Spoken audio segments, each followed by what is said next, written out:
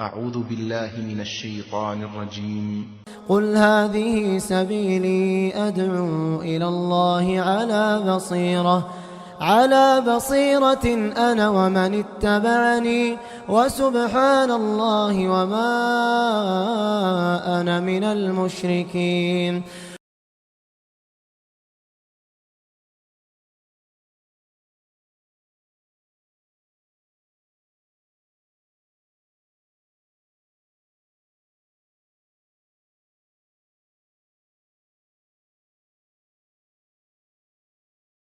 إن الحمد لله نحمده ونستعينه ونستغفره ونعوذ بالله من شرور أنفسنا ومن سيئات أعمالنا من يهده الله فلا مضل له ومن يضلل فلا هادي له وأشهد أن لا إله إلا الله وأشهد أن محمدا عبده ورسوله أرسله بالحق بشيرا ونذيرا. أما بعد فإن خير الحديث كتاب الله وخير الهدي هدي محمد صلى الله عليه وسلم فإن خير الأمور عوازمها وشر الأمور محدثاتها وكل محدثة بدعة وكل بدعة ضلالة وكل ضلالة في النار. فأعوذ بالله من الشيطان الرجيم. بسم الله الرحمن الرحيم. لقد من الله على المؤمنين إذ بعث فيهم رسولا من أنفسهم يتلو عليهم آياته ويزكيهم ويعلمهم الكتاب والحكمة وإن كانوا من قبل لفي ضلال مبين. وقال الله تبارك وتعالى في موضع آخر وإنك لعلى خلق عظيم. محترم بھائیو، نوجوان ساتھیوں، میری آواز سننے والی ماں اور بہنوں، ساری تعریفیں اس اللہ کے لیے ہیں جو نیکی کمانے کے موقع ہمیں فراہم کرتا ہے. بہت سارے موقع نیکی حاصل کرنے کی زندگی میں آتے ہیں. رمضان کا موقع جاتا ہے تو شوال کے 6 روزے آ جاتے ہیں. آدمی اس سے فائدہ اٹھاتا ہے اور پھر اللہ سبحانہ و تعالی عشر ذی الحجہ اللہ تعالیٰ اس کا موقع دیتا ہے. آدمی عرفہ کا روزہ رکھتا ہے اور پھر محرم کے روزے آ جاتے ہیں.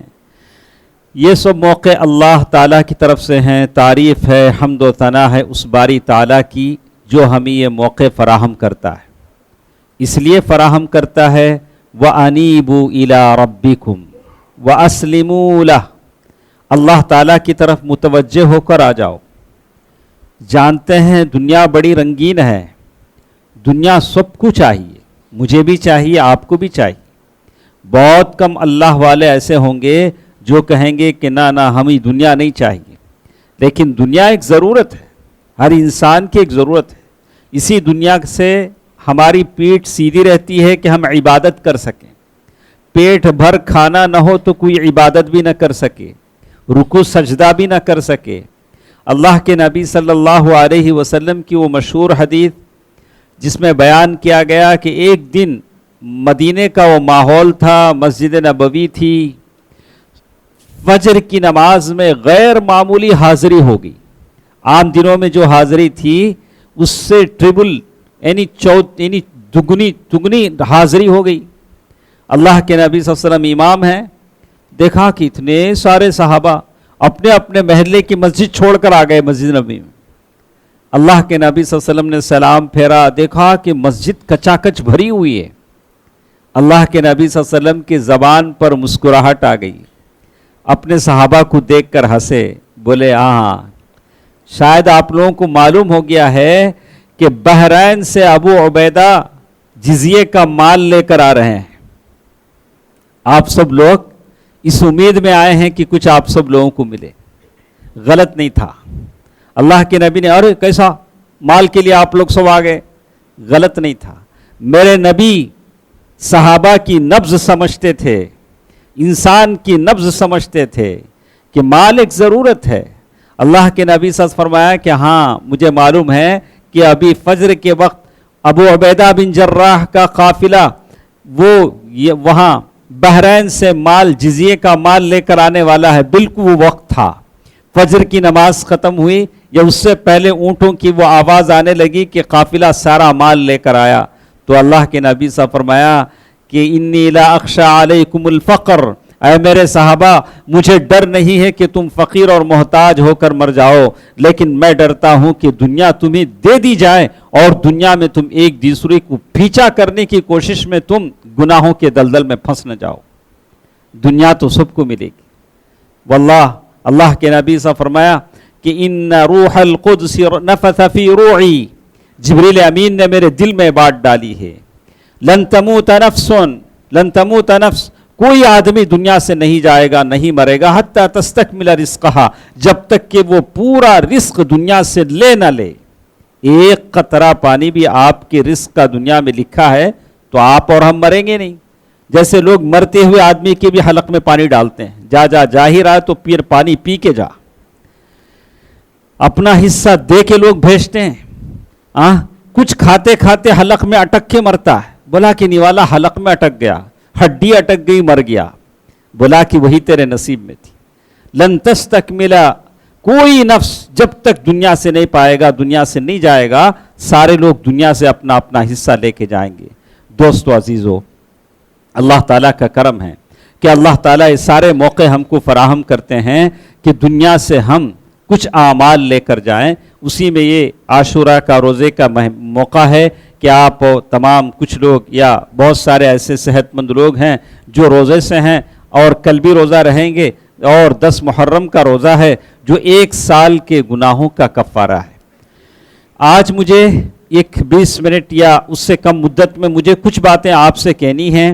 ایک تو ہوتا ہے انسانی عبادات کا حصہ، آپ عبادتیں کرتے ہیں، نماز، روزہ، زکوٰۃ، حج، یہ ساری عبادتیں۔ ایک دوسرا حصہ ہوتا ہے ہمارا اخلاق کا، کہ یہ عبادتیں آپ کی زندگی میں کتنا اثر انداز ہوتی ہیں، یہ عبادتیں کتنا آپ کی زندگی میں ایفیکٹو ہیں، آپ کی زندگی میں اثر کرتی ہیں کہ آپ کے اخلاق سدھر جاتے ہیں، میرے اخلاق سدھر جاتے ہیں۔ میں نے آپ کے سامنے سورۃ آل عمران کی ایک آیت تلاوت کی، آیت نمبر 164، جس میں اللہ تعالیٰ نے کہا کہ لَقَدْ مَنَّ اللَّهُ عَلَى الْمُؤْمِنِينَ إِذْ بَعَثَ فِيهِمْ رَسُولًا مِّنْ أَنفُسِهِمْ يَتْلُو عَلَيْهِمْ آيَاتِهِ وَيُزَكِّيهِمْ وَيُعَلِّمُهُمُ الْكِتَابَ وَالْحِكْمَةَ، ایسے رسول کو ہم نے بھیجا جو صحابہ کرام کو حکمت کی تعلیم دیتا تھا، اخلاق سکھاتا تھا۔ کیسے اخلاق صحابہ کرام کے اندر پیدا ہوئے؟ وہ ایک دوسرے کے لیے قربانیاں دینا، ایک دوسرے کے لیے اپنی ضرورتوں کو ترجیح دینا، ایثار کا جذبہ، خیر خواہی کا جذبہ، ہمدردی کا جذبہ، رشتہ داری کی پاس و لحاظ کا جذبہ، جھوٹ اور چوری زنا سے بچنے کا وہ احساس، یہ ساری چیزیں اللہ کے نبی صلی اللہ علیہ وسلم نے صحابہ کرام کی دلوں میں پیدا کی۔ لَقَدْ مَنَّ اللَّهُ عَلَى الْمُؤْمِنِينَ۔ اور ایک جگہ سورۃ القلم آیت نمبر 4، جس میں اللہ نے کہا وَإِنَّكَ لَعَلَىٰ خُلُقٍ عَظِيمٍ، بے شک آپ اخلاق کے بلند مرتبے پر فائز ہیں۔ دوستو عزیزو، یہ ہندوستان ہے جس میں ہم رہتے ہیں، کچھ بھی کے لیے آپ انڈیا کے لیجئے، ہندوستان کے لیجئے، لفظ ہند یہ عربی لفظ ہے، عرب میں استعمال ہوتا تھا، ہندا اسی سے ہے، اور مہندی، اور تلوار جب بنتے تھے تو یہاں سے بنتے تھے، جیسے کہا کہ ہند کی بنی ہوئی تلوار، یہ لفظ عربی میں زیادہ استعمال ہوتا ہے۔ بہرکیف تو بات بتانے کی یہ ہے کہ یہ جو میں کہہ رہا تھا کہ یہ رشتہ داروں کے ساتھ یہ ساری چیزیں اسلام آپ کو سکھاتا ہے کہ کیسے آپ کے اندر بلند اخلاق پیدا ہوں۔ اللہ کے نبی صلی اللہ علیہ وسلم سے کہا گیا، بارے میں کہا گیا کہ وَإِنَّكَ لَعَلَىٰ خُلُقٍ عَظِيمٍ، آپ بلند اخلاق پر فائز ہیں۔ تو اس ملک میں رہتے ہوئے جہاں ہماری توجہ عبادتوں پر ہے، تھوڑی بہت توجہ اخلاق پر بھی ہونی چاہیے۔ کسی مسلمان سے ایسا کوئی کام نہ ہو کہ وہ غلط میسیج لوگوں میں جائے کہ مسلمان ایسے ہوتے ہیں۔ الحمدللہ ہمارے ہاں کے مسلمانوں کا ایک اعلیٰ کردار ہے، ہر زمانے میں ہم نے اس کا پرتو دکھلایا ہے، اس کا اثر لوگوں پر بتلایا ہے، چاہے وہ فلڈ کا زمانہ ہو، چاہے کووڈ-19 کا زمانہ ہو، ہم نے بہت ساری امداد لوگوں کی ہے۔ اللہ تعالیٰ اسے قبول فرمائے، اللہ تعالیٰ اس عادت، اس خصائل کو، اس اچھی عادتوں کو اللہ تعالیٰ جاری اور ساری رکھے، آمین۔ ام المؤمنین عائشہ رضی اللہ تعالیٰ عنہا کہتی ہیں کان خلقہ القرآن، اللہ کے نبی صلی اللہ علیہ وسلم کے اخلاق قرآن جیسے تھے۔ اب کس کو کیا پتا کہ قرآن کیا ہوتا ہے؟ ہم نے پڑھا تو نہیں ہے، ترجمے کے ساتھ پڑھا تو نہیں ہے۔ تب آپ ترجمے کے ساتھ پڑھیں گے کہ قرآن میں کیا کیا چیزیں ہیں، اخبار ہیں، نواہی ہیں، اوامر ہیں، قصص ہیں، اور گزشتہ قوموں کی حالتیں ہیں، ساری چیزیں قرآن میں بتا دی گئی ہیں۔ اور قرآن جب آپ پڑھیں گے تو ام المؤمنین نے ایک جملے میں ساری باتیں کہہ دی کہ اللہ کے نبی صلی اللہ علیہ وسلم کے اخلاق قرآن جیسے ہیں۔ آپ جانیے صفیہ بنت حیی بن اخطب ام المؤمنین اللہ کے نبی صلی اللہ علیہ وسلم کی بیوی ہیں، اور یہودیوں کے سردار کی بیٹی ہیں، بادشاہ کی بیٹی ہے۔ اور جب یہودیوں کہ اس قبیلے پر جب اللہ کے نبی صلی اللہ علیہ وسلم نے جب حملہ کیا ان کی غداری کی وجہ سے، صفیہ بنت حیی بن اخطب کا باپ قتل کیا گیا۔ جب ان کو لایا جا رہا تھا تو باپ قتل کیا ہوا پڑا تھا، شوہر جو ابھی ابھی نئی نئی شادی ہوئی تھی وہ بھی قتل کیا گیا، وہ بھی پڑا ہوا تھا۔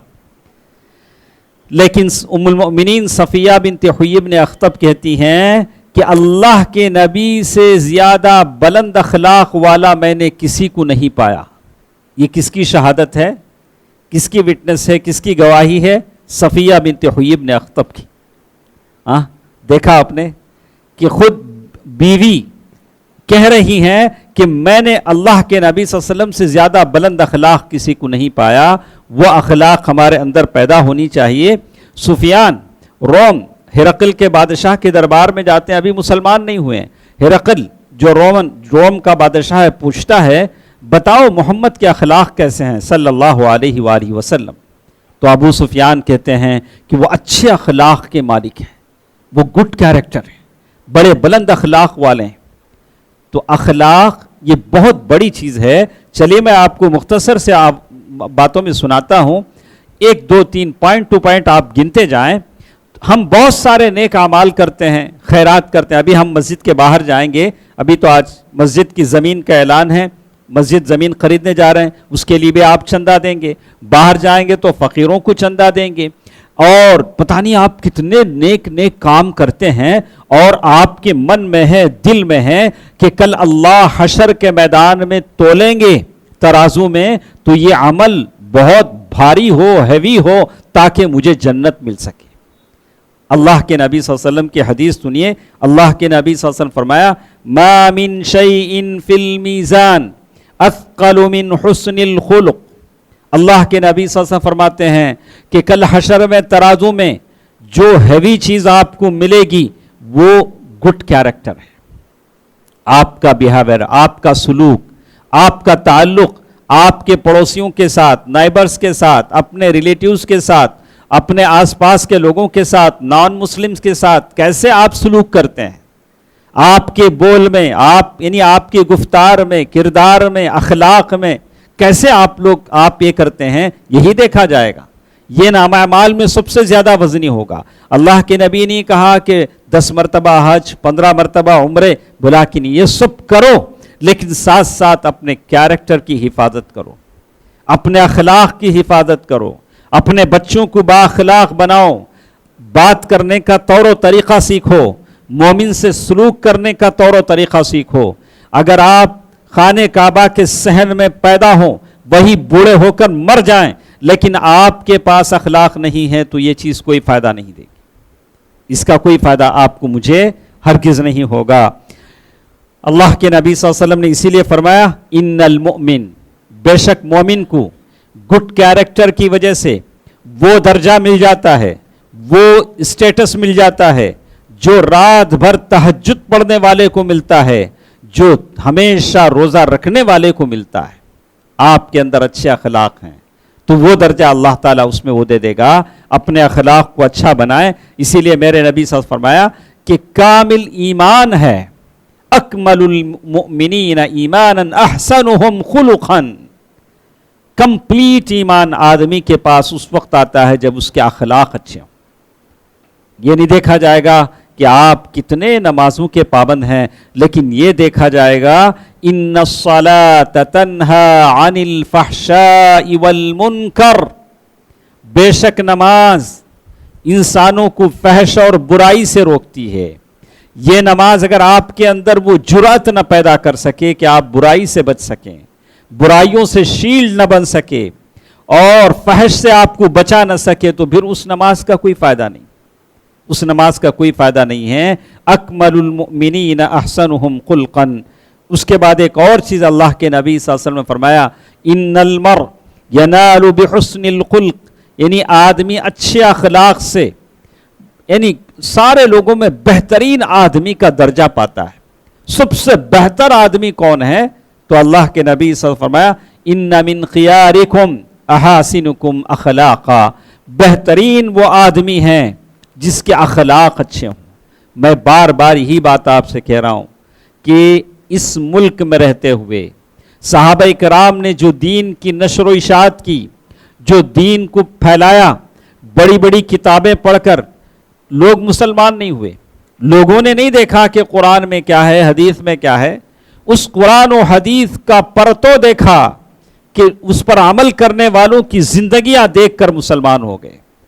ان کو صحابہ کرام کی زندگیوں میں، تابعین کی زندگی میں، سلف صالحین کی زندگیوں میں چلتا قرآن نظر آتا تھا، چلتی حدیثیں نظر آتی تھیں، اس کو دیکھ کر وہ لوگ مسلمان ہوئے اور انہوں نے مان لیا کہ اسلام کیسا مذہب ہے۔ چلیے میں سناتا ہوں آپ کو ایک صحیح حدیث، ابو داؤد کی یہ حدیث ہے جس کو انہوں نے مروی کیا، کہتے ہیں کہ یہ جنت ہے، جنت اللہ نے جنت بنائی ہے جو آنکھوں سے اوجھل ہے، الجنت حق والنار حق، جنت ایک سچائی ہے، جہنم ایک سچائی ہے، اسے ہم مانتے ہیں، اسی کی تمنا میں تو جیتے ہیں کہ جب ہم مر جائیں گے تو جنت کے دروازے سے آپ کو بلایا جائے، یا اللہ جتنے لوگ ہمارے ساتھ موجود ہیں جو ہماری آواز سن رہے ہیں، قیامت تک اس آواز کو سنیں گے، یا اللہ سب کو اپنے اس جنت میں داخلہ نصیب فرما دے، آمین۔ دوستو عزیزو، اللہ کے نبی صلی اللہ علیہ وسلم نے اس حدیث میں فرمایا، انا زعیم، میں گارنٹی دیتا ہوں۔ کس کی گارنٹی ہو رہی ہے؟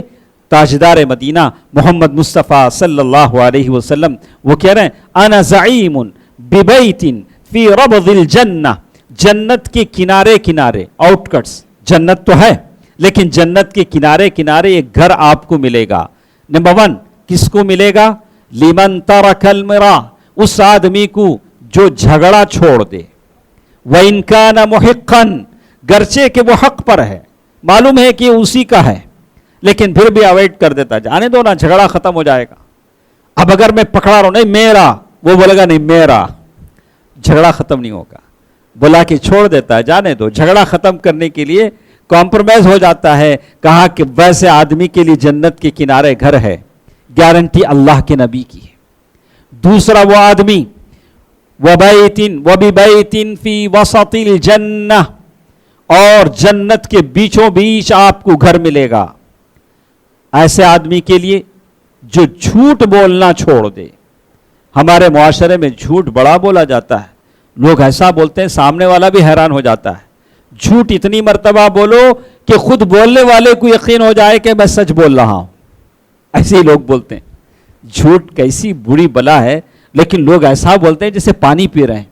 کہا کہ جھوٹ اگر چھوڑ دیتا ہے، وَإِن كَانَ مَازِحًا، مذاق سے بھی جھوٹ مت بولو۔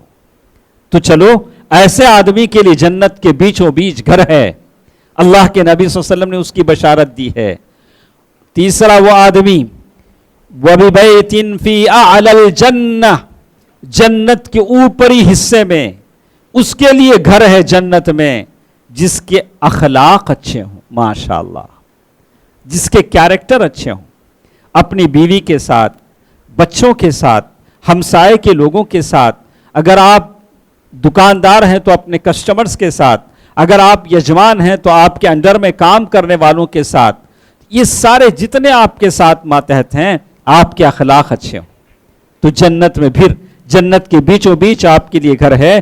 اسی لیے ابو ہریرہ رضی اللہ تعالیٰ عنہ کی حدیث ہے، وہ کہتے ہیں سئل رسول اللہ صلی اللہ علیہ وسلم، اللہ کے نبی صلی اللہ علیہ وسلم سے پوچھا گیا، اللہ کے نبی بہت سارے اچھے اچھے کام ہیں، لیکن کون سا ایسا عمل ہے جس کے ذریعے سے لوگ جنت میں زیادہ جاتے ہیں، ذرا یہ تو بتا دیں۔ یہ صحابہ کرام تھے جو اس طرح کے سوالات کرتے تھے۔ اللہ کے نبی صلی اللہ علیہ وسلم نے فرمایا اکثر ما يدخل الناس الجنہ وقال تقوی اللہ وحسن الخلق. کہا کہ دو چیزیں ہیں، ان دو چیزوں کی وجہ سے لوگ جنت میں زیادہ جاتے ہیں. ایک تقوی اللہ، اللہ کا ڈر. اللہ کا ڈر کا یہ مطلب نہیں ہوگا میں 1000 بار کہوں کہ میں اللہ سے بڑا ڈرتا ہوں، میں اللہ سے بڑا ڈرتا ہوں، مجھے اللہ کا بڑا ڈر ہے. ارے آپ ڈرتے ہو بھلا شیخ صاحب، آپ کے ڈر کا اظہار ہو آپ کے اخلاق میں، آپ کے سلوک میں، آپ کے گفتار میں، آپ کے کردار میں، اس بات کی ضمانت ملے کہ آپ اللہ سے ڈرتے ہو. بیوی سے آپ کا جو تعلق ہے، بیوی کے ساتھ جیسے کچھ آپ پیش آتے ہیں، بچوں کے ساتھ جیسے کچھ آپ پیش آتے ہیں، اس میں دکھے نظر آئے کہ آپ اللہ سے ڈرتے ہیں. یہ تو بڑا معاملہ ہے. آدمی جب اللہ سے ڈرتا ہے، آدمی، آج کا زمانہ بھید کے گناہوں کا زمانہ ہے، تنہائی کے گناہوں کا زمانہ ہے. آدمی موبائل کے ساتھ بیٹھا ہے، پوری دنیا اس کے ہاتھ میں ہے، اسمارٹ فون کے ساتھ بیٹھا ہے. کیا دیکھ رہا ہے اسکرین پر، اس کی انگلیاں کیا گھما رہی ہیں وہ جانتا ہے، اس کا اللہ جانتا ہے. تقوی اللہ، آپ اللہ سے ڈریں. اس کے تعلق سے مجھے پوچھا جائے گا میں اسکرین پر کیا دیکھ رہا ہوں، شاشے پر میں کیا دیکھ رہا ہوں، کہ یہ مجھے اللہ تعالیٰ سے پوچھا جائے گا. تقوی اللہ وحسن الخلق. پھر دوسری چیز اللہ کے نبی سے فرمایا کہ سب سے زیادہ جو لوگ جنت میں جائیں گے اچھے اخلاق کی وجہ سے جائیں گے، اچھے اخلاق. لیکن آج کل جیسے ہم دیکھتے ہیں سارے لوگ اچھے ہیں، میں بھی اچھا ہوں، جیسے انڈے سارے اچھے نظر آتے ہیں. آپ انڈا اوپر سے دیکھ کے تو اندازہ نہیں لگائیں گے کہ انڈا اندر سے خراب ہے، لیکن جب انڈے جب توڑے جاتے ہیں تو لگتا ہے کہ ویسے نہیں تھے جیسے پہلے ہم نے دیکھے تھے. ہم لوگ بھی ویسے ہی، اوپر سے ہمارے کپڑے، ہمارے چہرے سب ماشاء اللہ پرفیکٹ ہیں، سب اللہ والے ہیں. لیکن ان سے کوئی معاملہ کرو، ان سے کوئی برتاؤ کرو، ان سے کوئی یہ کرو تو تب سمجھ میں آتا ہے کہ ارے یہ تو ویسے نہیں ہے جیسے پہلے ہم نے دیکھے تھے.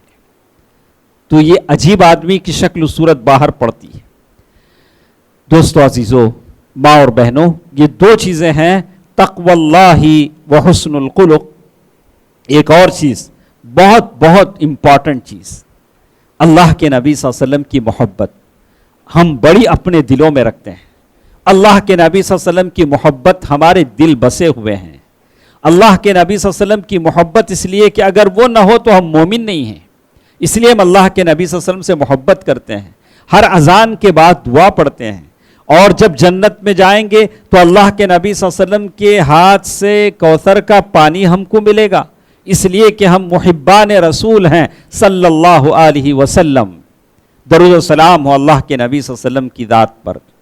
اللہ کے نبی صلی اللہ علیہ وسلم کہتے ہیں کہ ان من احبکم الی احسنکم اخلاقا احسنکم خلقا.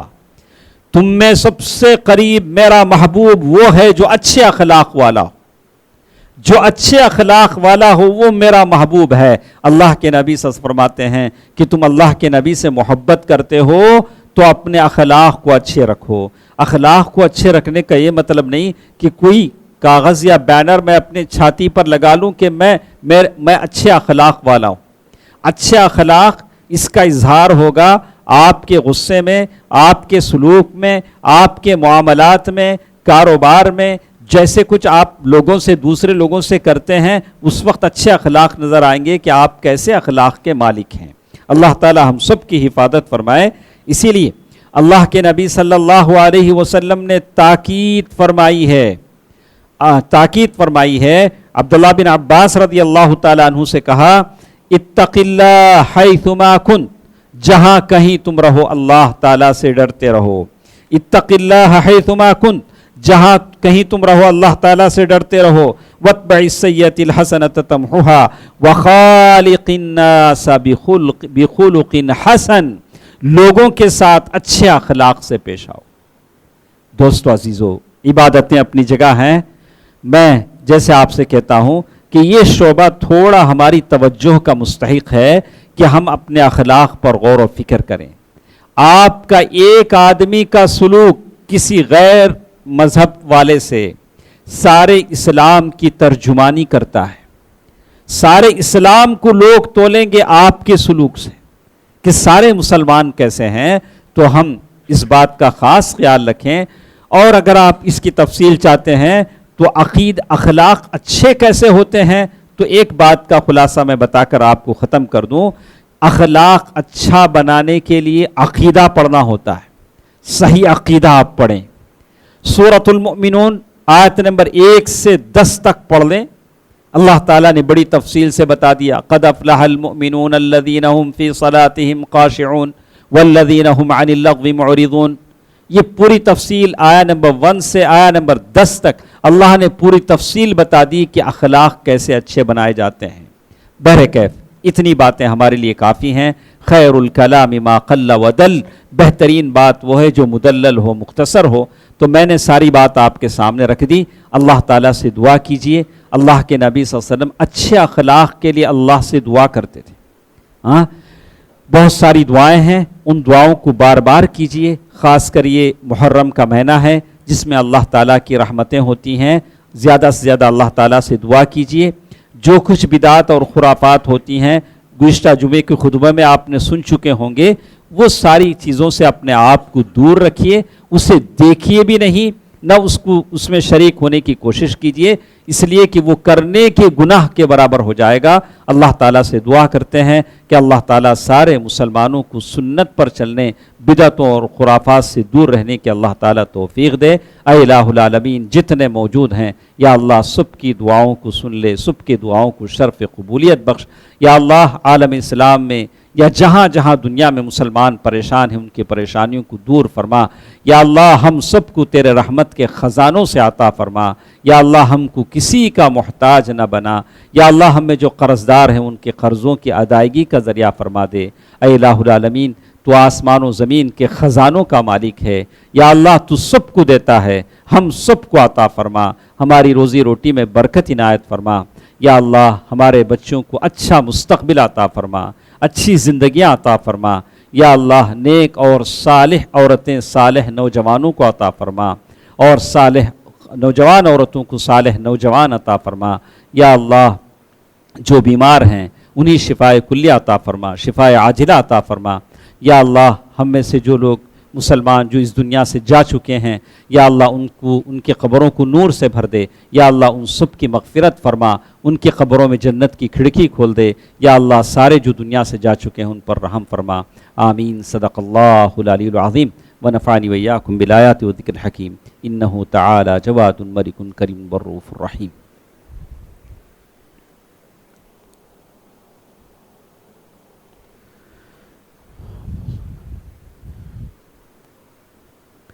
الحمد للہ نحمده ونستعینه ونستغفره ونؤمن به ونتوکل علیہ ونعوذ باللہ من شرور انفسنا ومن سیئات اعمالنا. من يهده الله فلا مضل له ومن يضلل فلا هادي له واشهد ان لا اله الا الله واشهد ان محمدا عبده ورسوله ارسله بالحق بشيرا ونذيرا.